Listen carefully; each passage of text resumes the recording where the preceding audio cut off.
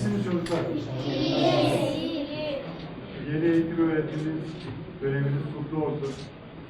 Fatma Başkanımızla birlikte sizi ziyarete geldik. Müdürlerimizle, kaymakamlarımızla. Özlemiş miydiniz birbirinizi? Evet. Okulun devamlı açık olabilmesi için ne yapmamız gerekiyor? Özellikle şu maskelerimizin hiç çıkartılmaması gerekiyor. Maskelerimizi çıkartmazsak, temizliğe dikkat edersek, sosyal mesafeye dikkat edersek hastalık çok yayılmaz. Hastalık yayılmayacağı için de okullarımız hep açık kalır. Bu virüs burundan girmeyi çok seviyor. Burunlarımızı kapatmazsak, böyle yaparsak, maske takmamış gibi oluruz. O yüzden şöyle yapmamız lazım. Burnumuzu kapatmamız lazım.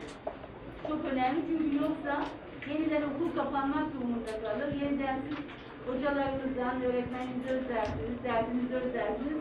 Kurallara herkesin uyması okulun devamı için çok önemli. Anlaştık mı? Anlaştık.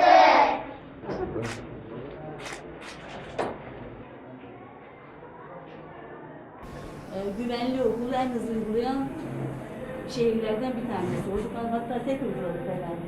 Şu anda bütün okulların sertifika olup hala... Tek okul değil mi? 1100 okulun 500'ünü biz, 600'ünü valimiz hemen hızlı şekilde koordine edildi. Güvenli okul haline dönüştürüldü. İnternetten, tabletinden, özellikle kırsalda eğer internet çekmiyorsa orada bulut kiralayarak internet çekimini sağladık. Genelgelerde olursa yapılması gereken ne varsa en hızlı yapan biz olduk. O yüzden Ziya Hoca da telafide ben de varım da Gaziantep'te başladı. Tabii eğitim çok önemli. Evlatlarımız size emanet.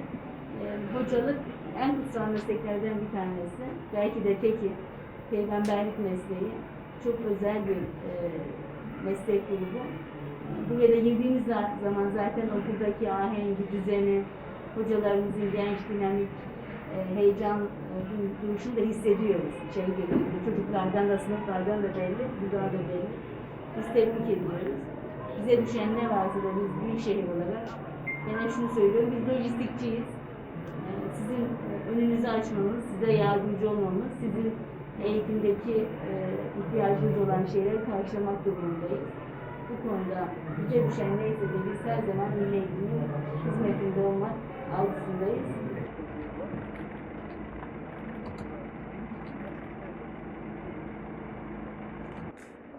Kolay gelsin.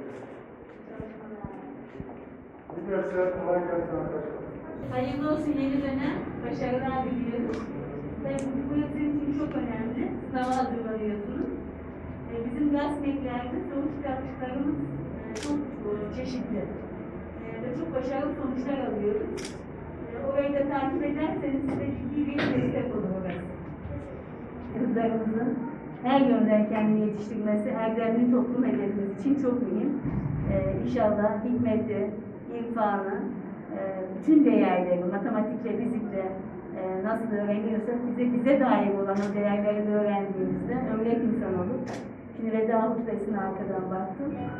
Onun gereğini yapacak insan yetiştirmemiz lazım. Hele kız çocuklarımız bizim açımızdan çok kıymetli. Biz de büyükşehir olarak valimin koordinatörlüğünde kaymakamın ve Milli Eğitim Müdürümüzle Gaziantep'e dair eğitim şehri Gaziantep, bilim şehri Gaziantep hedefine ulaşmak için çok ciddi projeler üretiyoruz. Bakanlığın ilk talimatını ilk uygulayan şehrimiz güvenli okul dediler. Önce biz uyguladık. Tabletinden internet bağlantısına, kırsaldaki yerlerde bütün ihtiyaçları giderecek çalışmalar yaptık. Şimdi 60 bin çocuğumuz ilkokula başlıyor. Gaziantep Büyükşehir olarak onlara çanta, içinin kırtasiye malzemesi, resim, boyama, onlara lazım olan çam sakızı bir hediye hazırladık. Hafta sonuna kadar da çocuklarımızın elinde olacak. Dolayısıyla biz eğitim ve irfan olgusunun sizlerin hizmetinizdeyiz. Yeni dönem hayırlı olsun. Rabbim şafi sıfatıyla şifasını göndersin. Bir an önce şu musibetten kurtulalım. Sizleri çok güzel bir şekilde yetiştirip önümüze bakalım inşallah diyorum. İyi dersler, başarılar diliyorum. Tamam.